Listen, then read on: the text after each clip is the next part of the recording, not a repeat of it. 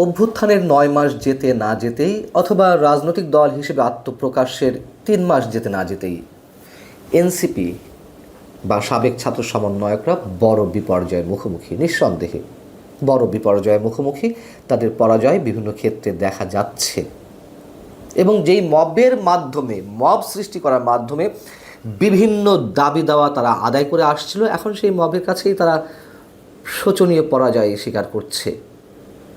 এই কথা আমার নয়, এটি এনসিপিরই কোনো কোনো শীর্ষ নেতা বা সাবেক ছাত্র সমন্বয়কদের কারো কারোর বক্তব্য। বিএনপি নেতা ইশরাক হোসেনকে মেয়র হিসেবে ঢাকা সিটি কর্পোরেশনের যে গেজেট ঘোষণা, সেটিকে চ্যালেঞ্জ জানিয়ে যে রিটটি করা হয়েছিল হাইকোর্টে, সেটি খারিজ হয়ে গেছে আপনারা জানেন, এবং ইশরাক হোসেনের মেয়র হিসেবে শপথ নিতে কোনো বাধা রাখার কথা নয় এমনটাও জানিয়েছে হাইকোর্ট। সেই বিষয়টির পরিপ্রেক্ষিতে সার্জিস আলম তিনি মন্তব্য করেছেন, মবের কাছে যদি হাইকোর্টের রায় আসে মবের মাধ্যমে, তাহলে সেই হাইকোর্টের আর দরকার নেই। কি অসাধারণ কথা! আমি তার এই মন্তব্যটিকে এই কারণে অসাধারণ বলছি যে এভাবেই ইতিহাসগুলো ফিরে আসে। তারা তো গত বুধবারও মবের সৃষ্টি করেছিল, খানিকটা নির্বাচন কমিশন অফিস ঘেরাও করেছিল। আসিফ মাহমুদের সাথে যে সরাসরি দ্বন্দ্ব ইশরাক হোসেনের মেয়র পদকে কেন্দ্র করে, Asif Mahmud city corporation office করেন। কেন অফিস করেন? আমরা নানান ধরনের গুঞ্জন পাই, সেখান থেকে কী কী সুবিধা আসে না আসে এগুলো আর আপাতত বলতে চাচ্ছি না।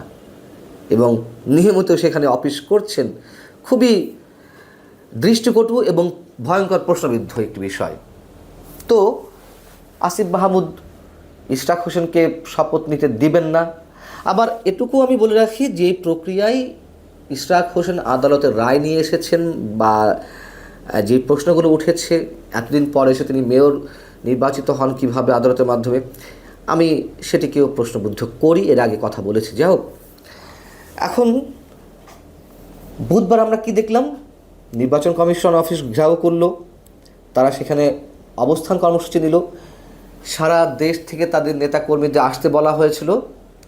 আমরা দেখলাম গুটি কয়েক কিছু নেতাকর্মী, এবং তারা ঘোষণা দিচ্ছিল যে তাদের দাবি না মানা পর্যন্ত তারা অবস্থান করবে। কি দাবি? এক হচ্ছে সিইসি প্রধান নির্বাচন কমিশনারের পদত্যাগ সহ নির্বাচন কমিশনের পুনর্গঠন, এবং জাতীয় নির্বাচনের আগে স্থানীয় সরকার নির্বাচন দিতে হবে।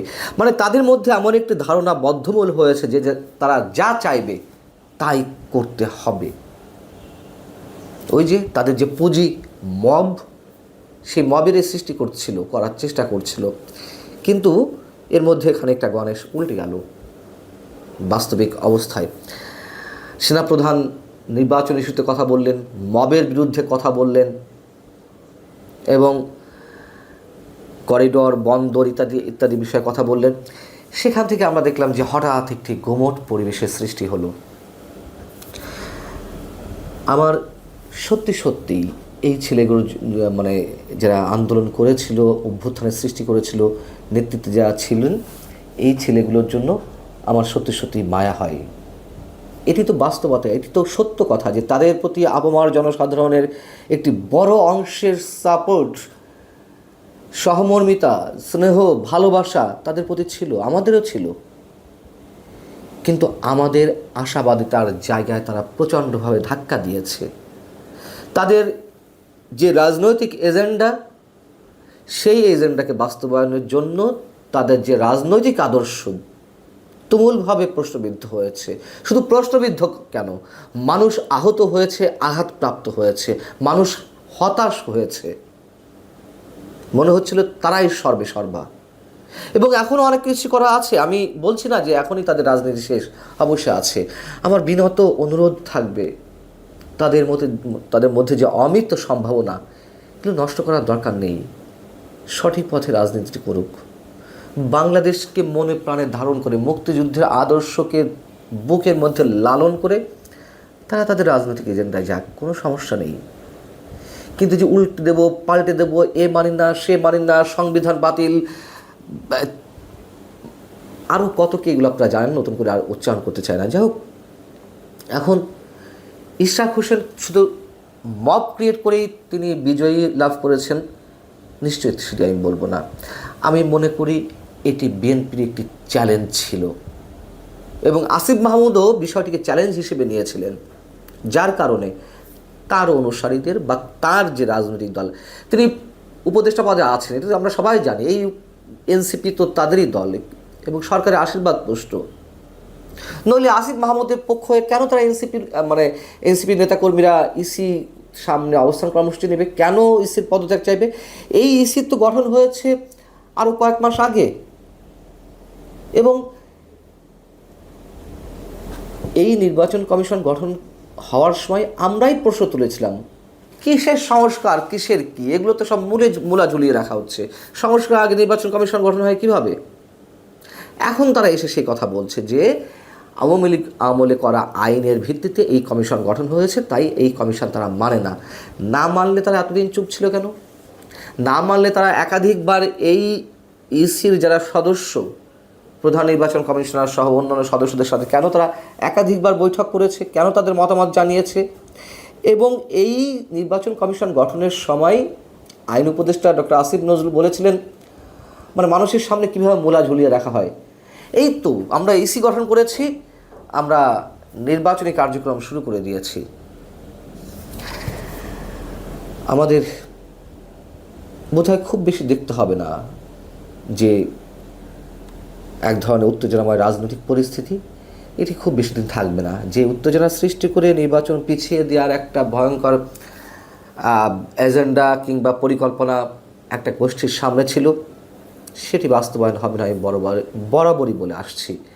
হয়তো সাময়িকভাবে কিছু কিছু ক্ষেত্রে বিজয়ের আস্বাদ লাভ করা যেতে পারে, কিন্তু চূড়ান্তভাবে নয়, এটি হওয়ার কথা নয়।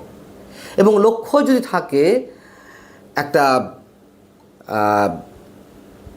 অশুভ কিছু অবলম্বনের মাধ্যমে সব কিছুকে জায়েজ করার, সেই লক্ষ্য কখনো বাস্তবায়ন হয় না, লক্ষ্যে যাওয়া যায় না।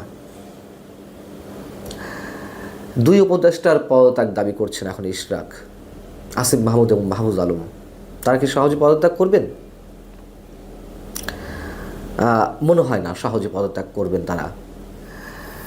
এবং এই যে বিএনপি যে চ্যালেঞ্জ ইশরাককে কেন্দ্র করে, আমার ধারণা এটি একটা অ্যাসিড টেস্ট করেছে বিএনপি। এখন নির্বাচনের দাবিতে যদি সর্বশক্তি নিয়োগ করে বিএনপি নেতাকর্মীরা রাজপথে নামে, সরকার কি করবে? এমনিতেই সেনাপ্রধান যে বক্তব্য দিয়েছেন তাতেই সরকারের মধ্যে মোটামুটি নড়াচড়া শুরু হয়ে গেছে। এখন বিএনপি যদি ঠিক একইভাবে তুমুল শক্তি নিয়ে রাজপথে নামে, সরকারের পায়ের নিচে তো মাঠে থাকার কথা নয়।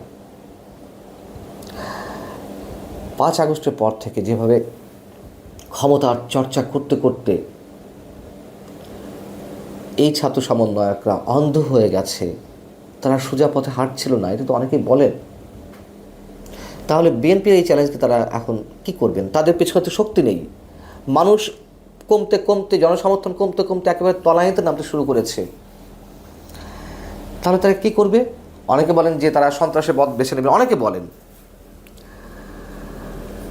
সেই পথ শুধু তারা নয়, যারাই অবলম্বন করুক না কেন, তার স্থায়িত্ব কতক্ষণের হয়?